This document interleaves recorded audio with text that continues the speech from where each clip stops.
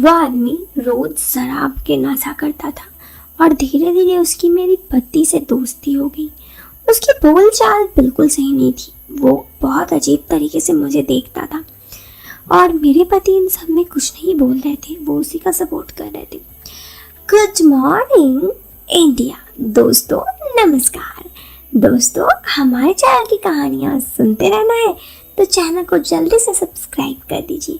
Subscribe करने के बाद वीडियो के नोटिफिकेशन में ऑल नोटिफिकेशन ऑन कर दीजिए ताकि हमारे चैनल की सभी कहानियाँ आप तक पहुँच सके। और अगर ये वीडियो आपको पसंद आए तो वीडियो को लाइक करना बिल्कुल ना भूलें। चलिए अब कहानी को हम शुरू करते हैं। दोस्तों, मेरा नाम माही है और ये मेरी ज़िंदगी की एक सच्ची दास्तान है। दोस्तों, मेरी शादी को हुए अभी करीब 10 साल हो चुके हैं। मेरी एक छोटी सी बेटी है 8 साल की। मेरी शादी लव कम अरेंज हुआ था। मतलब मेरे पति ने मुझे देखा था, मैं उन्हें पसंद आई थी तो उन्होंने मेरे घर वालों को कहा, फिर मेरी शादी हुई थी। शादी के करीब 1-1.5 साल तक सब कुछ सही था, लेकिन उसके बाद मेरे पति धीरे धीरे मुझे हर बात पे रोकने टोकने लगे। ये मत करो, वो मत करो। वो मुझे हमेशा हाथ भी उठाते थे, हमेशा कुछ भी हो जाए। यहाँ तक कि अगर मैं कुछ गलत को गलत बोल देती या सही को सही तो भी उन्हें बर्दाश्त नहीं होता। उनकी सोच थी कि मैं बस चुप रहूं। ऐसे ही समय गुजरता रहा और एक बार की बात है, मेरे घर पर, मतलब हम लोग एक नए घर पे शिफ्ट हुए थे। हम लोग एक अपार्टमेंट में शिफ्ट हुए थे। वहाँ पर सब अच्छा था, सब अपने से ही मतलब रहते थे, लेकिन बीच में लॉकडाउन पड़ गया तो सब घरों पे रहने लगे। ऐसे में हमारा घर 2nd फ्लोर में था और एक शख्स था जिसका घर 3rd फ्लोर में था। उससे मेरे पति की धीरे धीरे दोस्ती हो गई। वो जो इंसान था वो भी शादीशुदा था। उसकी छोटी सी करीब 1 साल की बच्ची थी और वो रोज दारू पीता था, नशा करता था। इस फ्लैट में वैसे तो सब शरीफ लोग रहते थे, लेकिन एक वही शख्स था जो रोजाना ही दारू पीता। खैर, मैं कुछ नहीं बोली।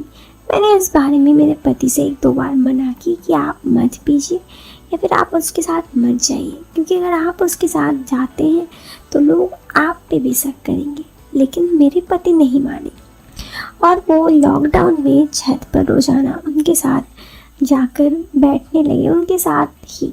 और संगत का फल ये हुआ कि अब मेरे पति भी रोजाना उनके साथ नशा करने लगे। मुझे इन सब बातें बिल्कुल पसंद नहीं होती और रोजाना हमारे घर में लड़ाई होती रहती।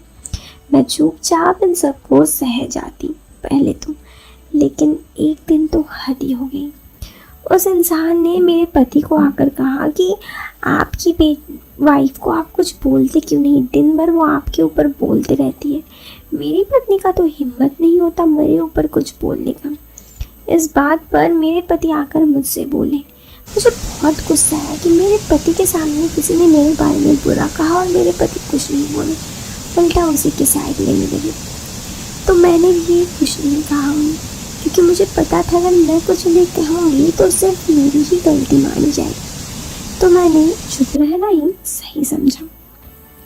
ऐसे ही लॉकडाउन ख़त्म हो गई तो मेरी बेटी की एक दोस्त थी जिसका नाम अनुराधा था। अनुराधा की माँ से मेरी कभी कभी पहले बातें होती थी। वो काफ़ी मॉडर्न फैशनेबल औरत थी। वो ड्रंक भी करती थी, पार्टीज़ में जाती थी, किटी पार्टीज़ करती थी। मैंने उससे दोस्ती करनी शुरू की। मेरे पति अक्सर काम के सिलसिले पे पहले बाहर जाते, तो पहले मैंने 1-2 बार मेरे पति को बिना बोले ही उसके साथ उसके पार्टीज़ और किटी पार्टीज़ में चली गई। जब मैं फर्स्ट उसके साथ गई तो मैं चौंक गई। वहाँ पर सब लड़कियाँ कितनी कूल थी, मॉडर्न थी। मैं उन लोगों के जैसा नहीं थी। हाँ, मेरे कपड़े जरूर मॉडर्न थे क्योंकि मैं सूट वगैरह पहनती थी, लेकिन उन लोगों की बातचीत से सब कुछ मॉडर्न लगता। मैंने उसे कहा कि मेरे पति ऐसा करते हैं, मुझे कुछ नहीं बोलते थे। इस पर उन्होंने कहा कि एक काम करो, तुम अपने पति को छोड़ दो। मैंने कहा छोड़ दूँ, ऐसे कैसे? उन्होंने कहा, इसका मतलब कि तुम कुछ दिनों तक अपने पति को कुछ मत बोलो, तुम भी हमारे साथ मस्ती करने लगो, देखो वो ठीक हो जाएंगे। मैंने कहा, पर ऐसे कैसे? तो उन्होंने कहा, करके देखो। करीब उसके बाद मैं अपने पति को कुछ बोलना ही छोड़ दी। मेरे पति के रहते ही मैं उस लड़की की मतलब अनुराधा की माँ के साथ अक्सर पार्टीज़ में जाती और उसके साथ पार्टीज़ वगैरह करके घर लौटती। मेरे पति जब कुछ कहते तो मैं उन्हें बस ये कहते थे कि आप भी तो करते हैं। मेरे पति चुपचाप सुन रहे थे क्योंकि उनके पास कोई रास्ता नहीं था। ऐसे में मैंने एक दिन देखा कि अनुराधा की माँ का एक बॉयफ्रेंड था। मैंने कहा, ये कौन है? तो उन्होंने कहा, ये मेरा बॉयफ्रेंड है। मैंने कहा, पर आप तो शादीशुदा है ना? तो उन्होंने कहा, किसी ने कहा है क्या कि शादी के बाद बॉयफ्रेंड नहीं रहना चाहिए या फिर कोई लाइसेंस लेना पड़ता है क्या?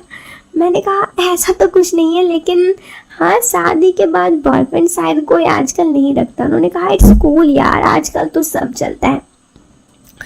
मैंने कहा, पर ये सही नहीं है। इस पर वो बोलने लगे कि सब सही है, जस्ट बी कूल, तुम मॉडर्न बनो। उसकी बातों पे मुझे लगा कि ओके इट्स कूल। और फिर मैंने भी बहुत से लड़कों से दोस्ती कर ली। अब मेरे भी बहुत सारे लड़के दोस्त बन चुके थे। हाँ, कोई बॉयफ्रेंड नहीं था, लेकिन इन सब के बारे में मेरे पति को बिल्कुल पता नहीं था। मेरे पति अब मुझसे परेशान थे, मुझे मना करते कि काम करो, तुम भी मत जाओ, मैं भी नहीं जाती। लेकिन मैं अपने लाइफ के इस एज में आ चुकी थी कि मुझे लग रहा था कि मैं जो कर रही हूँ वो लाइफ में सही कर रही हूँ। ऐसे ही समय गुजरा और उसके बाद एक बार की बात है, मैं जब अपने एक दोस्त के साथ घूम रही थी तो कोई देखकर मेरे पति को ये सब बोल दिया। मेरे पति जब मैं घर आई तो आग बबूला थे। मैंने उनसे कहा, क्या हुआ? तो उन्होंने कहा, तुम ऐसे करोगी मुझे मालूम नहीं था। मैंने कहा, मैंने क्या किया? तो उन्होंने कहा, तुम्हारा किसी और के साथ अफेयर चल रहा है।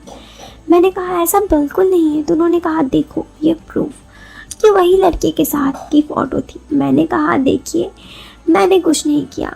हाँ, मैं उसके साथ घूमने तो गई थी, लेकिन इससे ज़्यादा कुछ नहीं, मेरा उसके साथ कोई अफेयर नहीं है। उस लड़के को मैंने घर पर बुलाया।